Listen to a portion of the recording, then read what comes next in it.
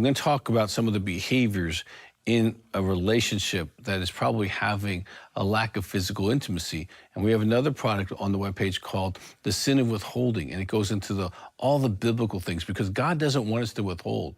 You can go all the way into Genesis, where Cain and Abel, that was about withholding from God. God doesn't like withholding. You can go through the whole Bible, and I do on that tape, all the way to Revelations. Withholding is a sin. Okay? And in a situation where there's a lack of physical intimacy, oftentimes these are the characteristics. They withhold their heart. They don't fully give themselves outside of the bedroom or inside the bedroom. You feel like you're always knocking and there's an echo when you call for their heart. It's like they don't show up emotionally. They withhold their love. They won't communicate their love for you outside or inside that situation. Okay? They will withhold touch. And this can be in every stage, the environment stage, the initiation stage, the foreplay stage, during and after. It's like they're not enjoying all of you, okay?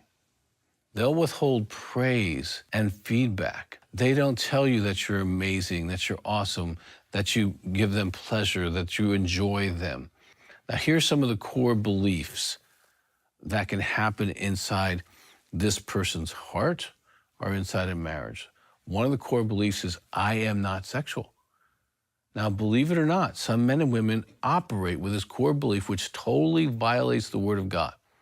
Okay, now beliefs don't have to be factual, okay, or even based on the Word of God or even true. But if you believe a lie, the impact on you and your spouse is real. They can also have this core belief: I believe I'm worthless. I'll behave as if I'm worthless. And even though the Word of God, Jesus Christ, died for you, his blood was because he found you worthy. And we got a great product called Worthy. It can help you tremendously if you have this core belief. But if you have that core belief, which is against the Word of God, you can act in a way of lack or sabotaging in the physical relationship in your marriage. Another really crazy idea that some of these people have is that sex is actually bad. The Word of God does not support that sex is anything other than holy and good. It was in the garden. It was commanded. It is important. Okay, it shows a healthy part of our marriage. It's not everything in a marriage, but it's a part. Some people will believe that sex is about control. And so they're not really fighting sexuality, they're fighting being controlled. Okay, and if that's the case, they can come up with an agreement, they can work through those issues, but it's not about power, it's not about control. Some people think that sex is actually a reward, that the physical relationship is something that you earn.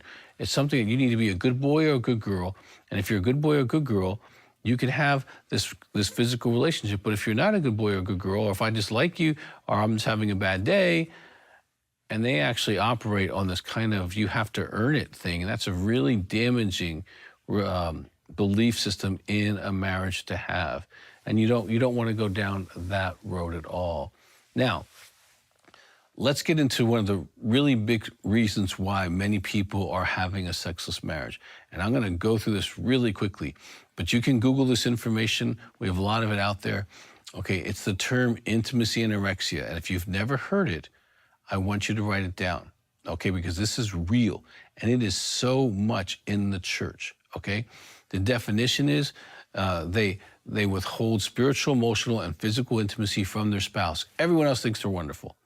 Okay, everyone loves them, but at home they're disconnected, okay?